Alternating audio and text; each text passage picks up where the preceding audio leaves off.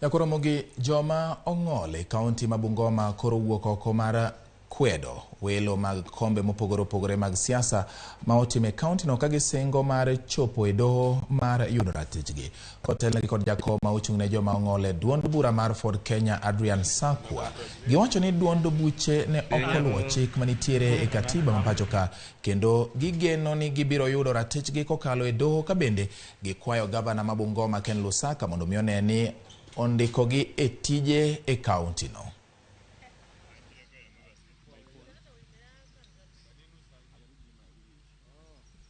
For the last 10 years katika county assembly ya Bungoma hatujakuwa na wakilishi ya watu ambao wanaishi na ulemavu.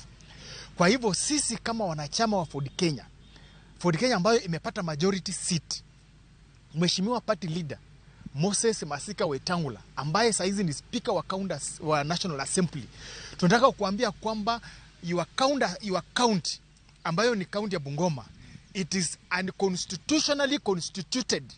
Na sisi kama watu ambao tunaishi na ulemavu hatutakubali sisi kuendelea kupepa ufala kwa mara 3 saizi kwamba hatuna wakilishi ambao wanawakilisha watu ambao wanaishi na ulemavu, especially party leaders from the Kenya Kwanza team. That is the party leader UDA, party leader Ford Kenya, party leader ANC. We want to call upon you to intervene on this matter. Msituangalie na kutufinyilia chini iwapo wakati wa campaigns imekuwa ni vijana tunawekwa mbele haswa wa kutoka Bumula, na wakati wa viti kugawana tunaachwa nyuma. Hilo jambo si nzuri. We are not in this game just to please and to give a ladder for other people to get into positions.